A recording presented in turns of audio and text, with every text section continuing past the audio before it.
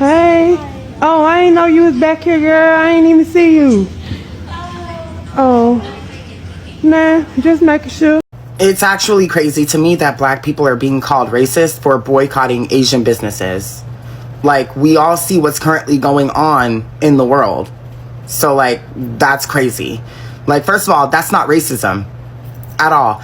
And the thing is, if they are literally creating their business in order to specifically bring in the black dollar, then that just means that they're literally trying to literally take the black dollar from out the black communities and then not necessarily give back to those communities. They just want to take all of the money from black people because they know black people spend the most money when it comes to certain things. And so then they build stores of those certain things where they know black people spend the most money, and then they build it within black communities and then just take black people's money and then don't put that back into the community that they're a part of, where their business is. And also, it's confusing to me because if black people are no longer going to these stores, but there's no other races in those stores, then why are black people the ones that are being called racist for boycotting these companies?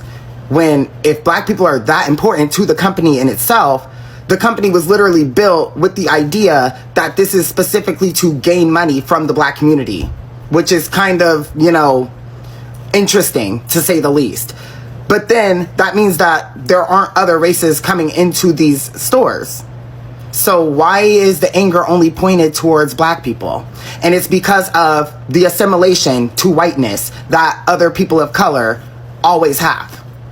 Like, it's actually so insane to me. And it's like the issue always becomes black people rather than the actual system that was created not to benefit black people in any way. That also affects non-black people of color, but because non-black people of color want to assimilate so much to whiteness, they literally just take the stance of black people are bad. And so they blame the things on black people, and black people become the scapegoat for a bunch of situations when it's like realistically to the core, the issue is white supremacy. And I don't see that being a discussion that's being literally discussed and broken down and talked about at length. Like, it's just so crazy to me because it's like, it's so easy to just blame black people and call black people racist for boycotting Asian businesses. But it's like, let's look at everything that's been going on throughout these communities forever. Number one, these stores are specifically put into black communities to then get all of black people's money. And then also at the same time, other races aren't in the stores but aren't being called out for not going to those stores. It's just black people because now black people don't want to spend their money where they're not appreciated. It's actually wild. So I found myself back in Asian people business, and this is what I found out. Oh, baby, the ban is not stopping, okay? Them Asian-owned nail salons and shit, the chairs are empty. It's summertime. That's where they supposed to get the most business. Pedicure season, baby. They have no clients. Now they all on the internet crying about how their salons are empty and how nobody's getting their nails done, nobody's supporting these businesses, and how it's racist and everybody's anti-Asian. But let me explain something to y'all, okay? I want to make sure that I'm 110% clear, so that way I'm going to talk real slow so that way y'all understand me, okay? Because I understand that comprehension is not a skill that everybody has. People do not want to support your business, not because they don't like Asian people and they're anti-Asian. They don't want to support your business because they're tired of being racially profiled as soon as they walk into the door. All right? They're tired of feeling like that every time they go into y'all salons and, go to y'all hair supply stores, you're following them around and, you laughing and joking and talking shit in different languages and Vietnamese or whatever the fuck language y'all are speaking. They don't feel welcome. That's why they don't want to support your business. This whole situation with Cyrus was the straw that broke the camel's back. It was already coming. Like I said, I'm going to speak real slow so that way everybody understand what it is that I'm saying, okay? So, for you to try to shift the blame and say, well, don't buy nothing from China, and that means that y'all need to just start growing y'all hair and stop buying their wigs and weaves from China and whoop, whoop, whoop. How are you claiming that someone is being racist to you when you are being microaggressive all in the same breath? Okay, it's like you don't know if you want to be the victim or the villain in this origin story. And the problem is that y'all want that proximity to whiteness. But let me explain something to you. Unless your skin is pale white and you are white, you will never be white. Okay, baby, they don't look at you as one of them. You are still a minority. You are still a person of color.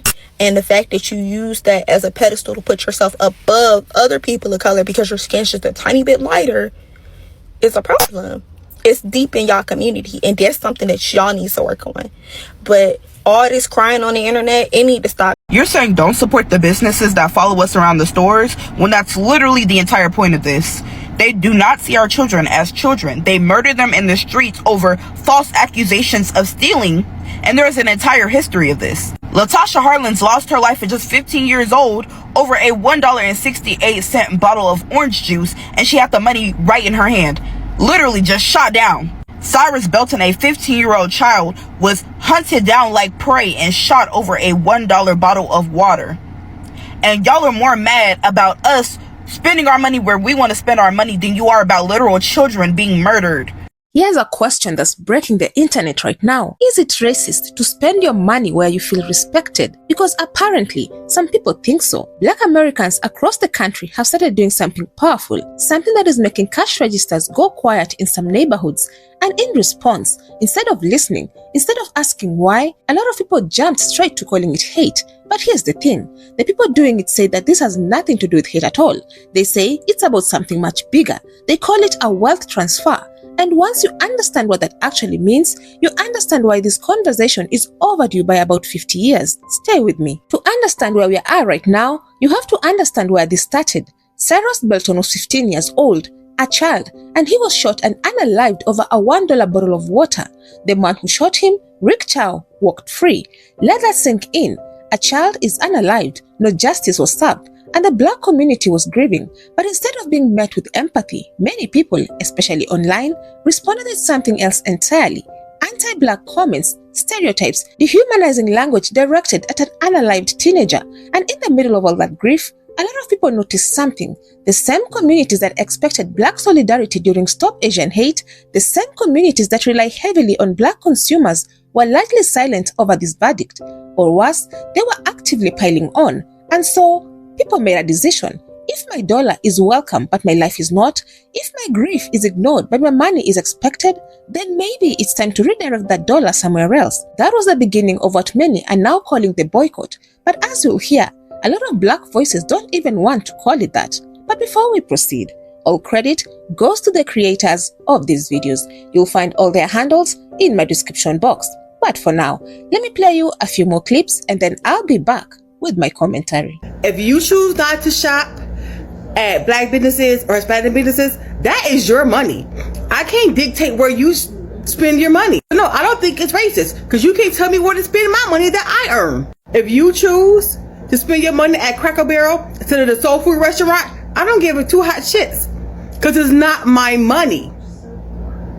You can spend your money whichever way you choose because you earn. This whole Asian business boycotting is just showing us how gaslighting and how hypocritical they've been this whole time. So in a lot of videos I see about people documenting the emptiness in Asian businesses, there's a lot of Asians in the comments talking about, why are you guys punishing our whole community for something one person did? One person said, why do y'all follow all black people around y'all beauty supply stores based on a small amount of people who steal? Y'all generalize and stereotype the black community 24/7. But now that we finally decided to do the same thing and treat all of y'all as one band, one sound, now y'all all don't deserve it. And they really send it right in paragraphs in the comments talk about y'all are fighting racism with more racism. Y'all never took accountability for y'all racism. And it's not racism. It's like what a lot of people have been saying, it's a transfer of wealth. Finally waking up and putting our money where our mouth is in our own community. Just like y'all stick together, support each other, go shop at each other beauty supply stores.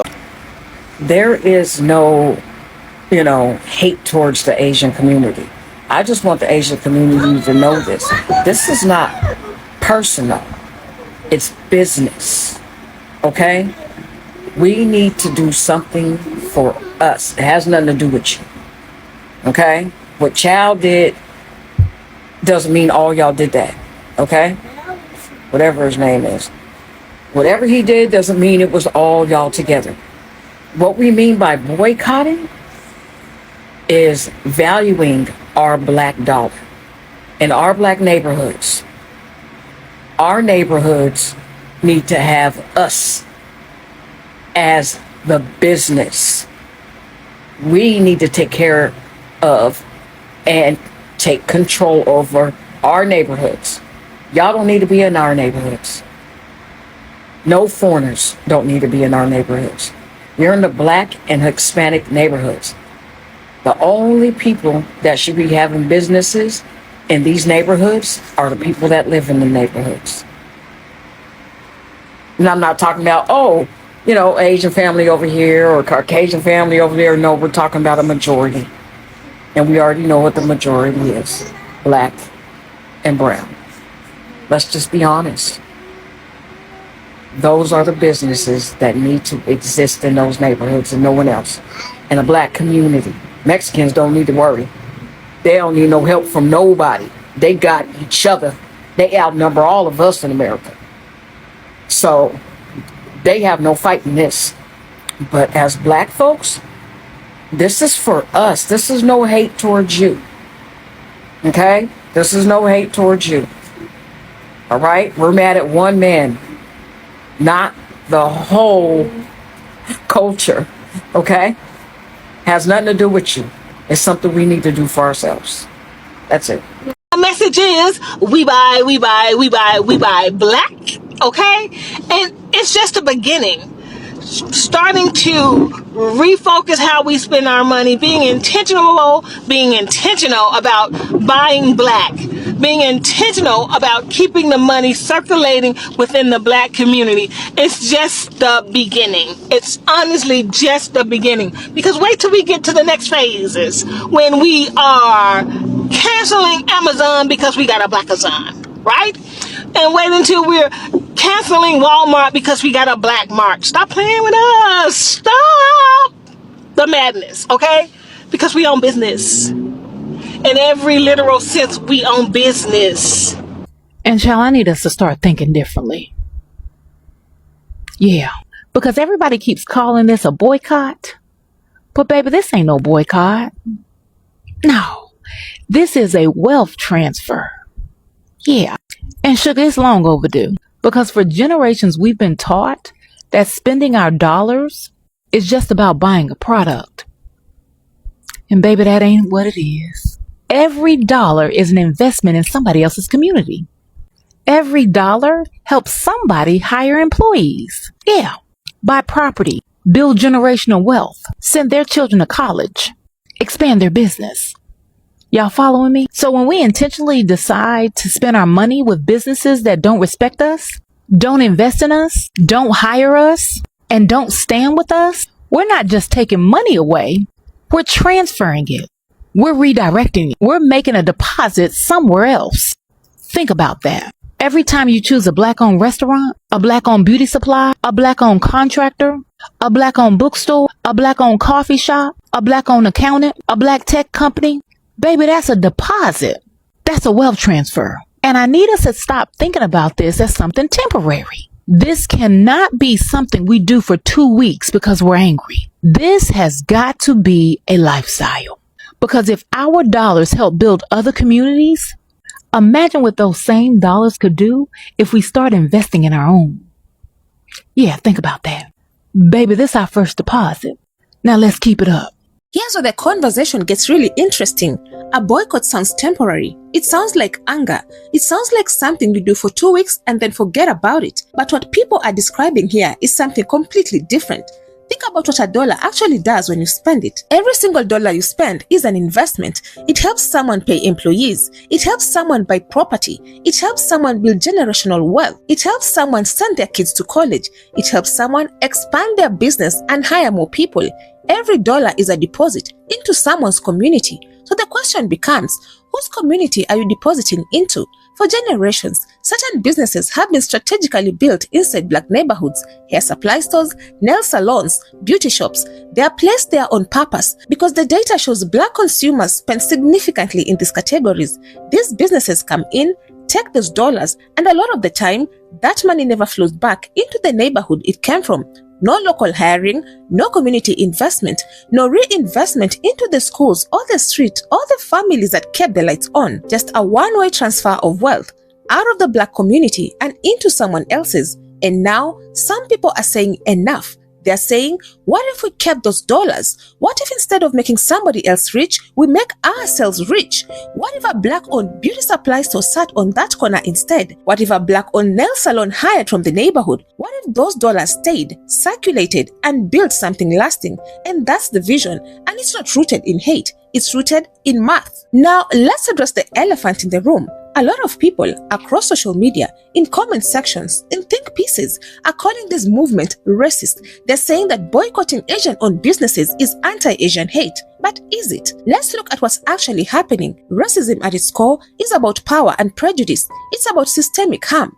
It's about treating people as less than human because of their race.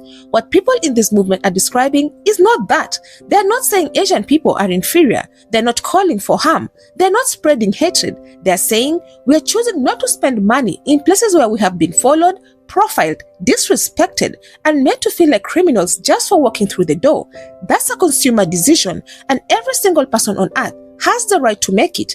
And here's what makes this even more interesting. If these businesses were built specifically to attract black dollars, if the entire business model depends on black spending, then by definition, other communities are not keeping these businesses alive. So why is the anger only directed at black people for choosing to leave?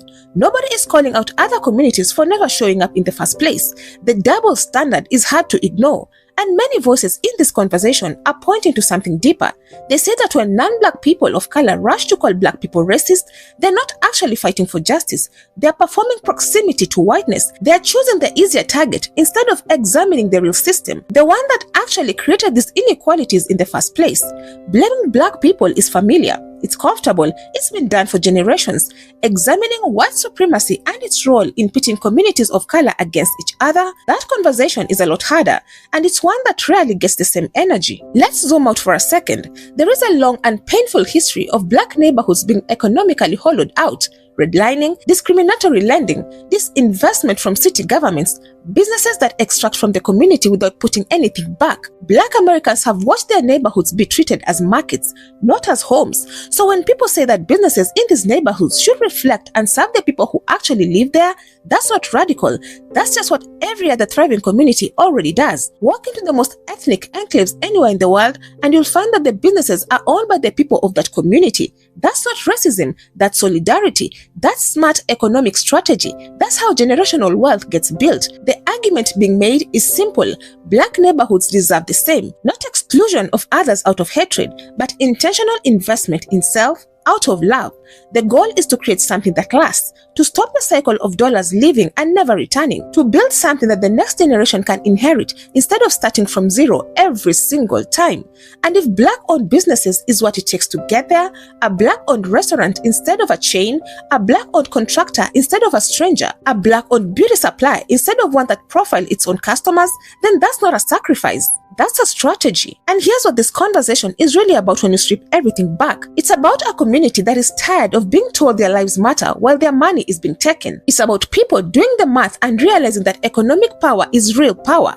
It's about refusing to be the scapegoat one more time while the actual systems that create inequality go unexamined. Nobody is calling for hate. They're calling for intention. Spend with purpose. Invest in your community. Build something that lasts. And to the communities who are upset about losing those dollars, the message from many Black Americans is clear. This isn't personal. It's not about hating you. It's about loving ourselves enough to finally act like it. The question now is, what happens next? Because if this movement becomes a lifestyle, not just a 2-week reaction, but a permanent shift in how Black Americans direct their spending, the economic impact could be historic. And that conversation is only just beginning. It is not racist to boycott Asian businesses when so many Asians are more outraged and vocal about boycotts than an unjust verdict about Cyrus Belton due to racial profiling. And that says a lot about where people's priorities are at. When the verdict was announced, many people, including myself, were grieving and expressing how disappointed we were. Only a few Asians spoke up, 10 max. Instead of holding space for that grief, many Black people were met with anti-Black comments such as dehumanizing Cyrus by calling him a thug or a monkey, bringing up Stop Asian Hate Crimes to justify the verdict despite having no connection whatsoever, and perpetuating racist stereotypes of Black people. So if you combine the fact that many people feel justice was not served, Rick Chow is a free man, not enough Asians were speaking up about this verdict, and Black people were receiving an immense immense amount of anti-black comments while simply grieving this tragedy. What did you expect the reaction to be? I am pissed off that so many of you lack empathy and humanity, to the point your response is anti-black rhetoric and ignorance instead of accountability. And our community doesn't consistently call out anti-blackness, when we don't make our spaces safe for black people, and when we continue to dogpile black people while expecting their support whenever it's convenient for us. Why are you shocked that black people are frustrated with our community? A lot of you are more concerned about black dollars than black lives. More concerned about businesses than black children who are harmed, lose their lives, and are failed by the very systems that are supposed to protect them. Boycotting Asian businesses is a consequence of anti-blackness. It is up to us as a community to confront it, instead of pretending it doesn't exist. This is exactly why the Asian community needs to have more conversations about unpacking anti-blackness and understanding why racial profiling another person of color, especially from the black community, is dangerous. Because when someone walks into your establishment, your first thought should not be racist stereotypes attached to the color of their skin. Your first thought should be that they are a customer and a human being. And if we can't even do that much, then we shouldn't be surprised when people keep calling out anti-blackness within our community. So what do you all think? Do you think redirecting black dollars to black businesses is racism, or is it the smartest economic move in a generation? Let me know your thoughts down in the comment section. I would love to keep this discussion going. Otherwise, that's it from me. I also have another video specifically tailored for you. And if you enjoy such kind of content, please click up here and enjoy. Also, consider subscribing, liking and sharing because it helps me grow my channel and helps YouTube recommend this video to a wider audience. But for now, thank you so much for watching. And until the next time, the Joy Report out.